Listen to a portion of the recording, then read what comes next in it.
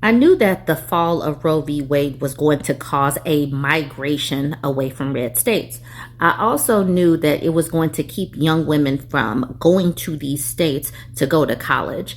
It was not going to be, the impact wasn't going to be seen immediately, because as women turn, 18 and start to decide where they're going to go to college, why would women go to these states? Why would the doctors, we're already seeing the brain drain of doctors and nurses away from these states. So it's causing people to leave these states, and it's going to cause people to just avoid these states where it comes to going to college and finding a long-term job.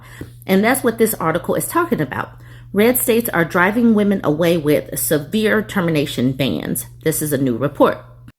Fewer women are moving to red states with severe termination restrictions, and that poses risk for some state economies, according to a new report from the Government Accountability Office. The report analyzed the findings of 55 different studies about the impact of state-level termination bans following the 2022 Supreme Court decision in Dobbs v. Jackson Women's Health Organization. The Dobbs decision overturned the Roe v. Wade precedent, which protected a woman's right to receive a termination of a pregnancy. One study found that states with strict termination bans saw their populations decrease by 4.3 per 10,000 people. Another study concluded that women with at least a college education were 7% less likely to live in states with termination bans than in states that do not restrict access to the procedure. That change was consistent for women aged 20 to 50. The GAO report also found that women in states with termination bans faced worse financial outcomes than women in states that do not restrict or prohibit terminations. For instance, the report found that women in states with bans were more likely to receive public benefits like temporary assistance for needy families, or TANF, SNAP, and special supplemental nutrition program for women, infant, children, or WIC. So the women in these places that have the bans need more assistance. Women that are more educated, that live in these blue states that actually allow women to have reproductive rights, have better financial outcomes because they are typically more educated, so they don't need as many federal subsidies. This all tracks. Red states typically receive more welfare and are more impoverished. And as more educated women leave these red states, it's going to be the other women that are less educated that are going to need these federal funds. Okay, all of this makes sense to me. This report confirms what women have known for centuries. Representative Robert Scott, Democrat from Virginia, and ranking member of the House Committee on Education and Workforce, who requested the GAO report, said in a statement. That is a long sentence. A woman's ability to determine how and when she starts a family is directly tied to her economic security. When women have access to full reproductive health care, they are more likely to pursue higher education, join the workforce, and avoid financial distress. That statement right there is so succinct. This is where I say things like, family planning is financial planning. This tracks perfectly.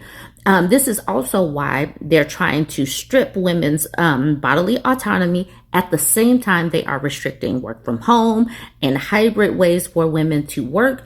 They are stripping child care subsidies and all of that so that women will be stuck. But it does not bode well for states' economies. All of that sentence right there makes so much sense. So is it any wonder that red states will not attract more women to come to their states, and why women and girls are leaving these states? So it's going to be a sausage fest in these states. And the thing is people are not going to see it immediately, but it's going to be a sausage fest. And this is going to cause the birth rates to decline. It's going to cause the aging population to get even worse. This is going to be very interesting to watch if you are a data person and you like to watch trends. So keep an eye on this one. This situation with these Encelosauruses is gone global. And this is one of the reasons why I say that the male loneliness epidemic needs to be a pandemic, because this situation shows they're planning how they are going to target women.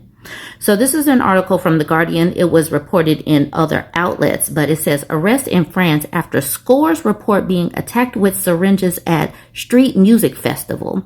What the hell? What the heliante?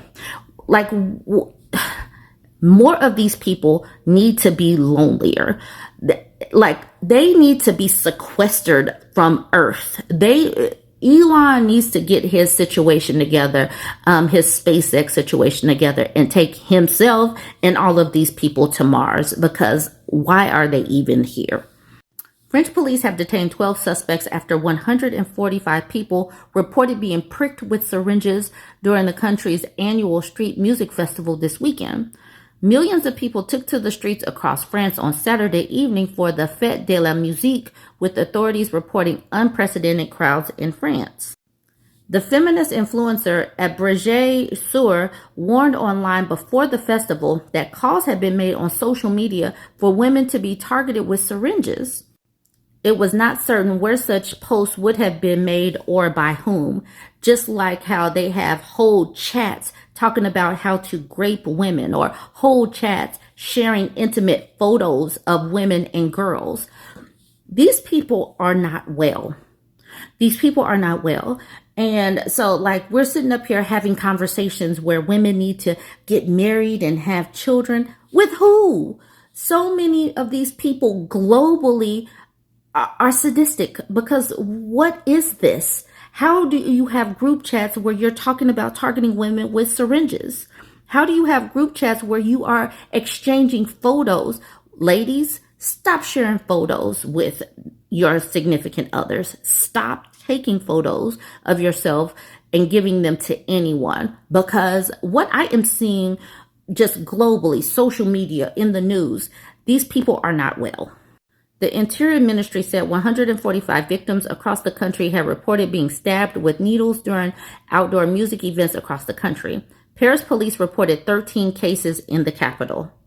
Officials did not say if these were cases of so-called needle spiking with date rape drugs such as rohypnol or roofie or GHB, used by attackers to render victims confused or unconscious and vulnerable to SA.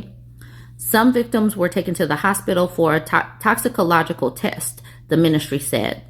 In Paris, investigations were opened after 3 people, including a 15-year-old girl and an 18-year-old male, reported being stabbed in separate incidents across Paris, prosecutors said. All 3 reported feeling unwell. Across France, 12 suspects have been arrested, the Interior Ministry said. Among them were 4 people in the southwestern city of Angoulême, suspected of having targeted about 50 victims, a police source said. 2 men were also arrested in the center of the northeastern city of Metz on suspicion of syringe attacks. The regional public broadcaster France 3 reported that 1 man had been caught with a syringe, and a woman who complained of being stabbed with one had recognized the other. The local prosecutor's office in Metz said the alleged victims were believed to be under 18. One of the alleged suspects, a man aged 20, was previously known to police for violence. The local public radio station EC France reported that several young women had complained of being stabbed with syringes in Évreux and Rouen in Normandy. One woman was taken to the hospital with pains in her left arm, where she believed a needle had been stuck into her. In the western city of Tours, 13 women complained to fire services on duty at a music event that someone had been pricked. That's written a little off. Someone had pricked them with a syringe. The renewed fears of syringe attacks come as Paris prepared for its summer music festival season. There was a wave of reports in 2022 about alleged syringe attacks against women and men in clubs, bars, music events, and even theaters.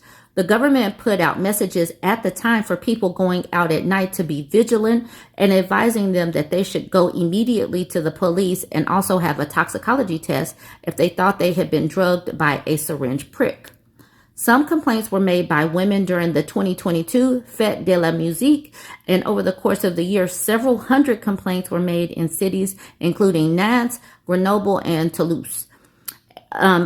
Agence France Presse reported on a 2022 police memo stating that syringe marks were generally on the arms, buttocks, or back without victims seeing the alleged attacker. More than 370 people were detained during this weekend's nationwide music festival on various charges, including nearly 90 people in Paris. 14 participants in the festivities were seriously injured, including a 17-year-old hospitalized after being found sitting on the street with stab wounds to the lower abdomen. 13 members of law enforcement were also injured. Now, based on this, like women say things like, it's all men until it's no men, because how are we supposed to know who's out here randomly targeting women and conspiring and planning to harm women on a scale like this? We have men starting wars. We have men doing things like, exchanging pictures and planning rapes and teaching other men how to harm women. How are we supposed to know who's who? How are we supposed to know who's safe? Like literally, this type of stuff should women and girls being hyper vigilant. Is it any wonder that women and girls are hyper vigilant and are retracting and trying to go and just be safe? How are women supposed to be safe? Folks just want to go out and have fun, and then you got folks conspiring with syringes to harm women. What in the world? Anyways, let me know what you think about all this. Join the conversation, like, comment, share, make these stories go far and wide. And just keep your head on a swivel, go out with friends. I don't know. I don't know how you avoid this thing. I'm at a loss. All I can do is continue to share the stories. So you share the stories with me.